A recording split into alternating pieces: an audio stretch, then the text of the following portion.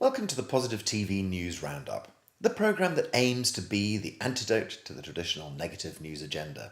I'm Jeremy College, and this week I'll be bringing you more positive news stories from around the world. First off in this week's show, UK energy plans will reduce reliance on fossil fuels.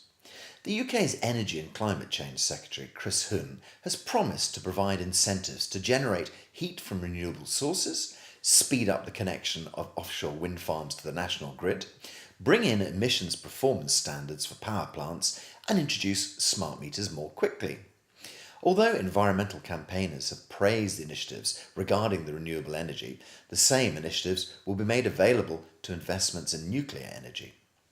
John Sovan, the Greenpeace Executive Director, said a high-technology, low-carbon future was within our grasp, but would not be achieved without massive public and private investment. And sticking with renewable energy, in the US, PositiveTv has learned that chemical engineers in the Massachusetts Institute of Technology have had a major breakthrough in the area of solar photovoltaics. That's the process of converting solar energy into a direct electrical current. So MIT have created carbon nanotubes, hollow tubes of carbon atoms, which can concentrate solar energy 100 times more than a regular photovoltaic cell.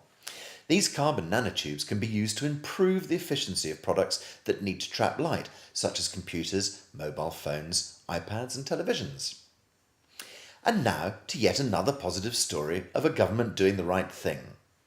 As part of Indonesia's partnership with Norway to reduce its greenhouse gas emissions from deforestation and degradation, the government has announced a moratorium on conversion of the country's peatland and natural forests. Palm oil plantations are responsible for major deforestation in Indonesia, and as the rainforests disappear, so does the wildlife. The tigers, the orangutans, the sun bears, bearded pigs, as well as other endangered species, and as well as the homes of the indigenous people that live there. As a result of this moratorium to save Indonesia's rainforests, Sinar Mas, the country's largest producer of palm oil, has had to further reduce its plans for expansion in Indonesia. Yet another great example of a government choosing to protect its planet rather than profit from the corporates. Well done, Indonesia.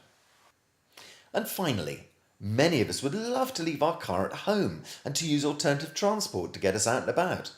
But despite an increasing desire from national and local government for less reliance on cars, there's not a proportionate investment in these alternatives. The Campaign for Better Transport has nominated Nottingham as England's least car-dependent city. The Green Lobby Group looked at 19 English cities using 3 criteria: accessibility and planning, quality and uptake of public transport, and walking and cycling. Nottingham's consistent investment in public transport and cycle tracks includes an award-winning bus service, a European-style embrace of the tram, and a bias against out-of-town shopping centres, as well as a package of powerful incentives for the residents of Nottingham to leave their cars at home. So that's it for this week's Positive News Roundup. Remember, you can get more details of any of these stories featured and much more on our website at www.positivetv.tv. So until next week, goodbye for now.